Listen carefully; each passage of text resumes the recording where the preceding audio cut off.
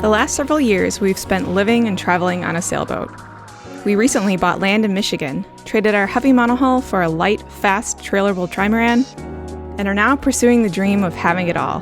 The best of life on land and on the water, wrapped up into one big, fun, messy journey. Most of our videos up until now have been all about our sailing life. We're diving into a little bit of our life here on land. Is that enough for our first load? We sucked at fishing when we lived on a boat. Oh, we almost lost them. Can we do better growing food on land? What are these? These are more goji berries. Coming down. Are you okay? Yeah. To break up the root ball a little bit. Yep. I didn't break up the other root balls. That's okay. You gotta know which plants Lauren planted. Maybe they'll all do better. Maybe I damaged all the roots. I don't know. Hi, we're new at this. We planted some trees. We want to grow our own food. Yeah, because we've been living on a boat for 4 years, and when you're on a boat, it's like one of the things that you really desire. It's like to get your hands fresh food in the dirt and fresh food. When we were in the Bahamas, which is arguably probably one of the better places to still be able to get fresh food, yeah, I still felt the dearth of fresh greenery. It was a struggle to find things alive so to eat. We have all of this amazing land here, and we're gonna grow our own food. Woo! Look, a strawberry. We don't know the first thing about how to do it, and so we're gonna figure it all out. Looks like we need to get some better work gloves, don't we? Oh yeah. What are these, like winter gloves? Those are winter gloves. But before we talk about what we're doing now, should we talk about what we did to get us here? Yes.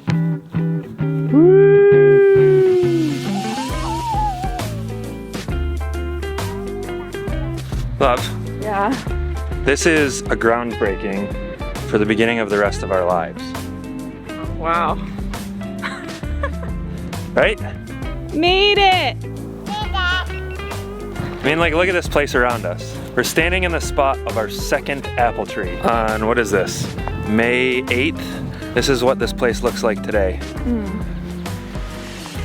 So let's see what this place looks like in 3 or 4 years.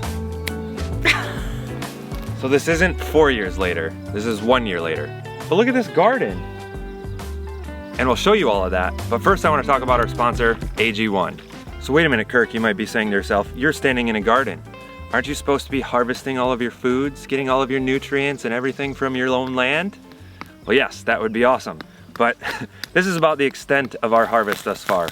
Wow. That's a good one. With AG1, I know that I'm getting all of the vitamins and minerals that my body needs in a 1-minute routine each and every morning. I've been drinking AG1 for a few months now. It's light, mildly refreshing, and just slightly sweet. So when we were living on the boat in the Bahamas, finding fresh food, finding greens was incredibly difficult. All of that fresh food that we were searching for, the greenery that we felt like we needed to take into our bodies, this would have been absolutely amazing to have. When we go to somewhere new and I eat some different foods, my stomach has a very difficult time. So having probiotics and a solid gut health is really important to me. So in doing some research, I discovered that everything is tied to your gut. All your mental health, your physical health, your immunity, everything comes back to your gut. And knowing that AG1 supports a healthy gut biome makes me feel good about drinking it. If you're interested in AG1, click the link below to get a 1-year supply of immune-supporting vitamin D3K2 and 5 travel packs of AG1 for free with your first purchase.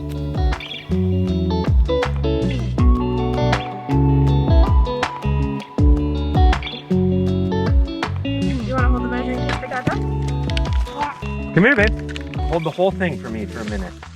And then we're gonna measure. We just picked up... Ready. We just picked up 4 apple trees. This is like the first improvement we're gonna make to the exterior of our property. So we have 4 apple trees and 1 peach tree. And we've been trying to kind of plan out where our food, forest, garden planting is gonna be. And this is like a big deal because this is the first thing that we're putting in the ground. Yeah, and I think it's a bigger deal because we have a decent amount of space. And so there's a lot of options. So we've decided we're gonna do a line. We're gonna put the 4 apple trees in, the 1 peach tree, and then hopefully cherry, plum, Pear, maybe some weird ones like Saskatoon or pawpaw. Pawpaw. There's all sorts of weird stuff that you can grow in Michigan. Eventually we want to turn this field, which is pretty arid and dry, into a rich landscape of edible foods with incredible biodiversity. Last year, this whole field had a ton of wildflowers. It was very pretty, but we can't eat any of that. One of the reasons for us wanting to purchase this land and to have a home was to live a more sustainable lifestyle on land. The years that we've spent living on our boat helped us hone some of the skills that we've needed to live sustainably on the water. But food production was always incredibly difficult for us. This has always been one of our dreams, is to build our own house, grow our own food, learn to live with the land and in the environment that we have. Oh. I'm expecting just sand. This is not at all what I thought we were gonna find out here. This is good soil. It looks way better than what I was expecting. That makes me really happy.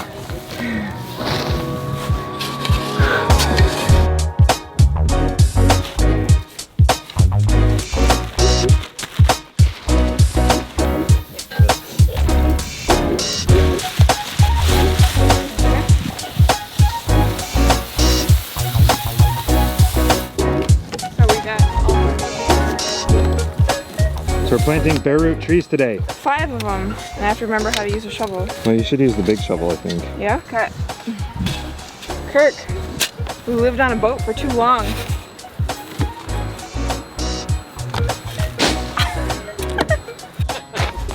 Get one more of those on there, we'll be sorted. Nice work.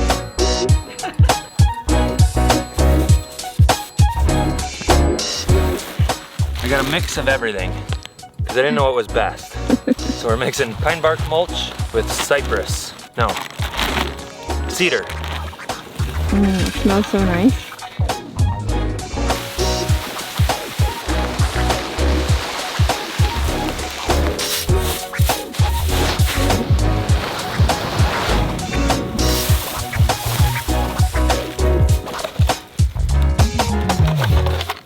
All right.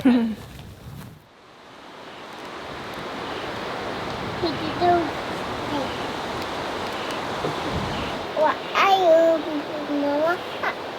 What are you? Where are you?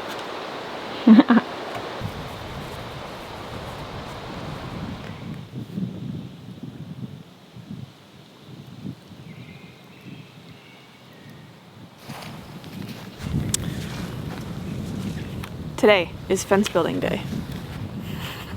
So ultimately we want to have like a permaculture forest. So all of this stuff that we have right here is kind of technically not supposed to be needed. Yeah. But we have a ton of wildlife around here that I think will just decimate our trees if we leave them unprotected. So for the first few years, we're gonna wrap our trees in, I guess it's called baskets. Fences, baskets, cages. The reason we're doing that is because we need to give our little trees some time to grow up, get a little bit stronger and healthier so that we can plant some other supportive vegetation around them that will help the trees fight off unwanted pests, attract the things that they need, and make them stronger and healthier. And grow up enough so that the deer that will just plow over any and all of those things, no matter what, they won't just break them over. Yeah. We got all our supplies and the big guy. Some guy in town was like, you got some fence posts to pound? Yeah. And I was like, maybe.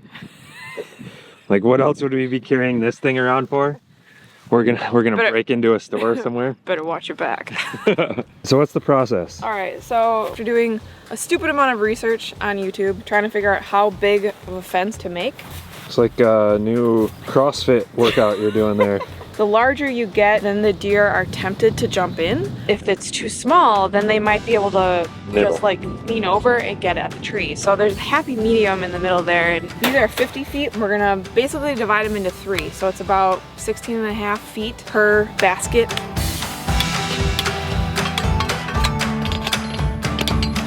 fence is 5 feet, so we probably don't want that to be much less than 5 feet, right? Yeah. Okay. Well, there's 5 feet, so that's... Wow. That was pretty much spot on. Look at that.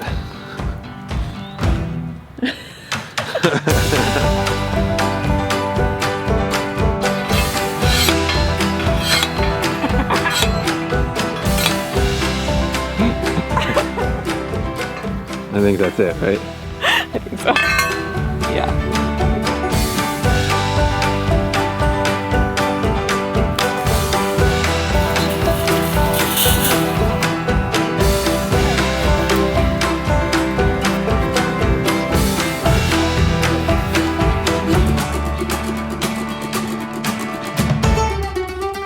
Except for a little extra mulch. Tree project done.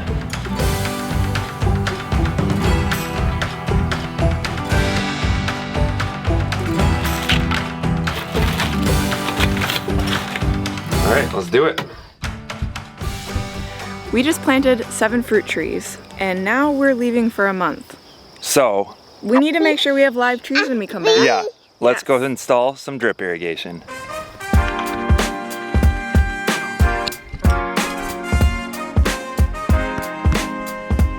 Okay, so this is our pump house. This is where we get water from. We're gonna run out this way. We're gonna split into 2 lines, and then we're gonna run 2 lines down the fruit trees this way. That's the plan? That's the plan. Let's get started. Thank you very much. So eventually I want to bury all of this, but given that we're trying to install this, what, in the next hour?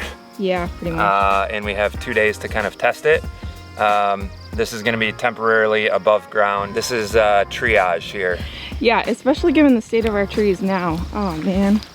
Let me show you what we did to our trees a couple days ago. So we had a bunch of beetles on the leaves, and Kirk's mom suggested that we take a solution of water and dish soap, spray it on the leaves, and apparently that makes it hard for the beetles to stick.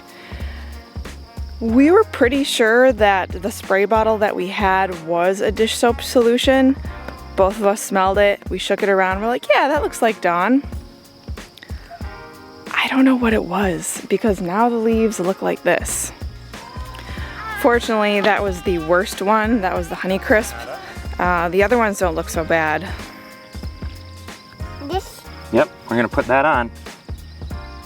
Now that we've got our first bit of 1/2-inch line, we're gonna start working through all of the trees here, adding our drip.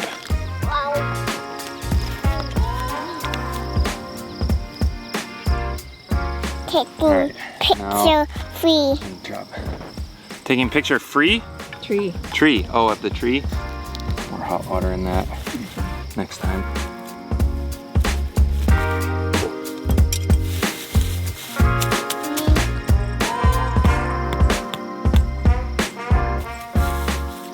What was that, bird? It's working! You getting drips? We got little drips.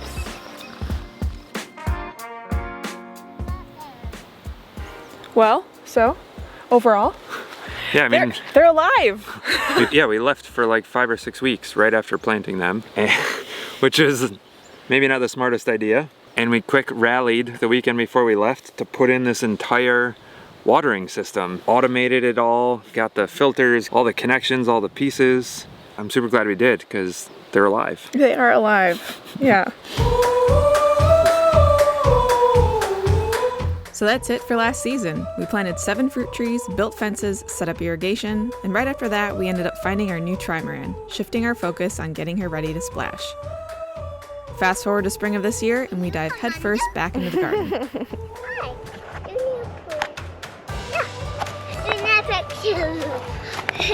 What were you just asking the trees? Do you need to prune?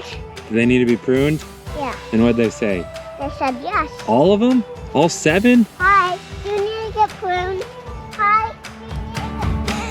Are you ready, dear? Oh, we must be sure. There's no turning back once we're out the door. Leave your message here on the telephone, 'cause we've no idea when we're coming home. Any place we want.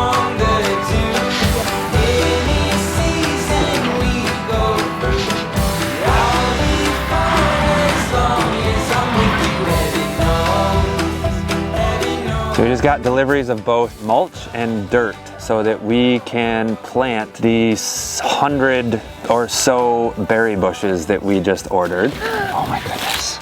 Those are raspberries, I bet. All right. And we also have a bunch of seed and ground cover that we're gonna plant as well. So this place is gonna look completely different in a few months, and I am so excited for it.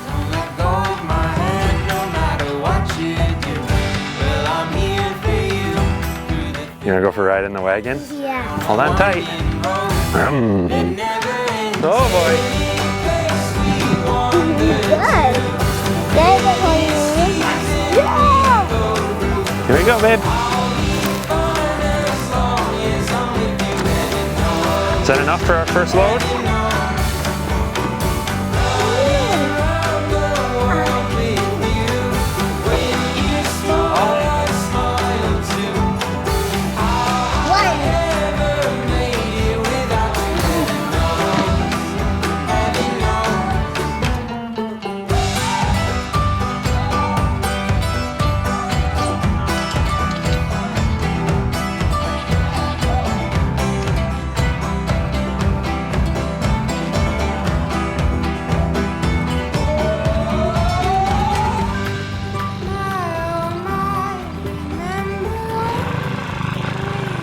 All right, so we're doing this a little backwards. We picked up a rototiller to try and kill off most of our grass. The best strategy would have been late last fall to lay out a ton of cardboard and cover it in mulch.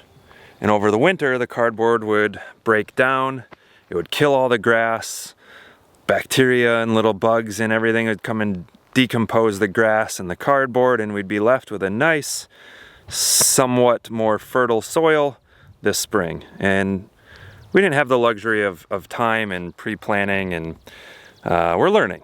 So we're gonna try and quicken the process by tilling all of our grasses and things under, and then we're gonna mulch over the top, or we're gonna put some topsoil over the top. We've got this topsoil here, and then we'll seed over that, maybe throw some hay down or something. Basically, we're trying to speed up time here.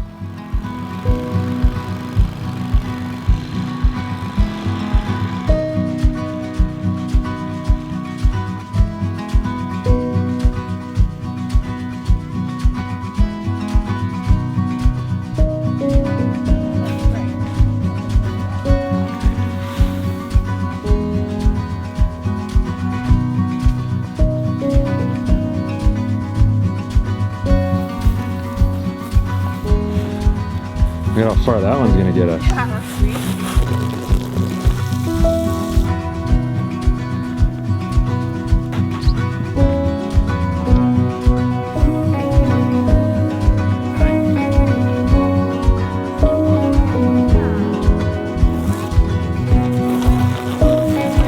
Careful, you're gonna get mama.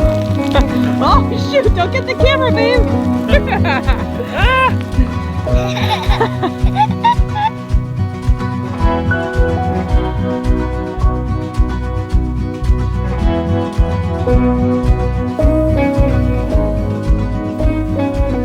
How many plants did we get in? Well, you have one more to do right there, but that would be 11. And then 2 up there. Oh, 2 up there. Yeah. Then so that would be 11. 11 hascaps. And hascaps, also known as a honeyberry, can taste similar to blueberries, but I think they're usually a little bit more tart. Is that right?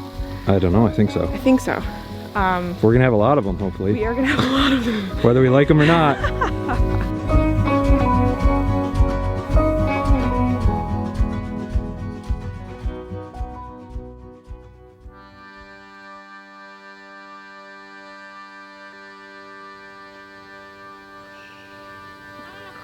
We've tilled back some of the soil around the pump house here on the mounds, and what I'm gonna do today is spread a whole bunch of wildflower. It's a deer-resistant wildflower mix. This will give us some beautiful color to attract all of our pollinators. That's our mixed seed and coconut coir. Trying to build a better ecosystem to help build and grow our food forest.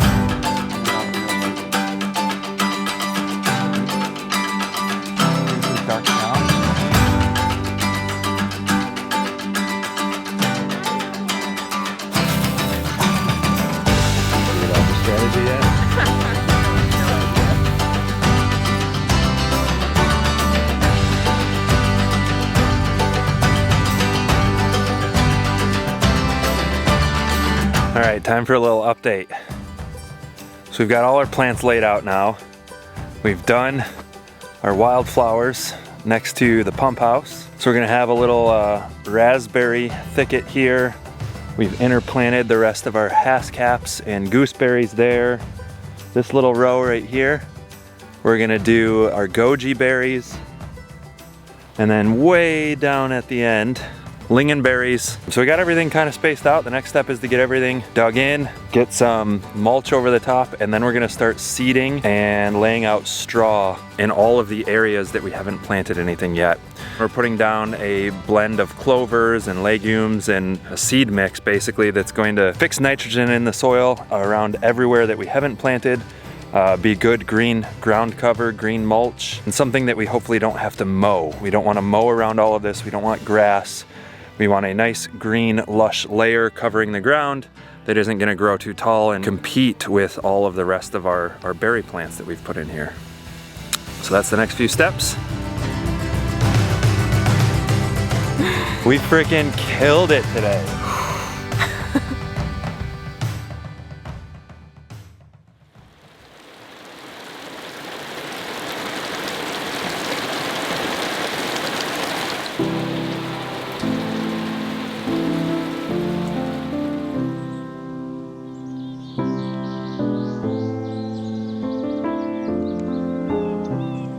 This project that we're starting here is hopefully the first step in a very grand plan that extends beyond the time scale of my life, quite frankly.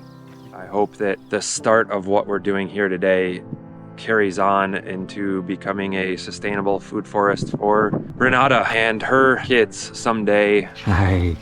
Or whoever purchases the land after us. That this will be an attraction for this particular place on this earth, and that we turn something that is an otherwise unused landscape into something that can be self-sustaining and growing and prospering for many, many years into the future.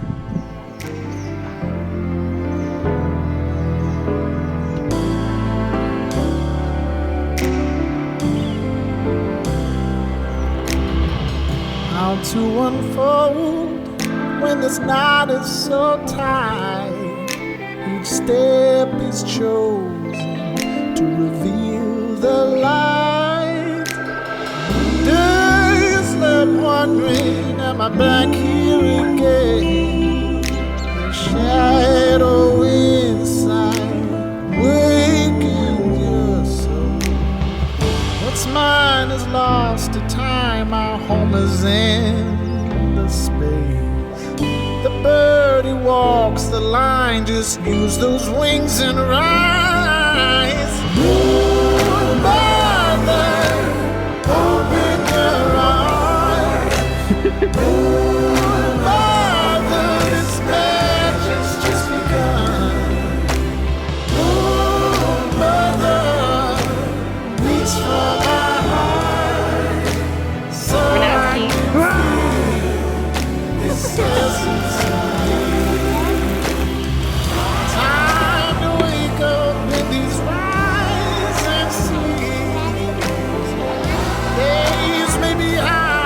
The true and real, bringing up the vibration. You can feel it in your feet. What's there to hold in the light of this moon? My mind keeps searching, but my heart decides. Thoughts can be cruel, they're not mine to hold. Space unravels when you let go.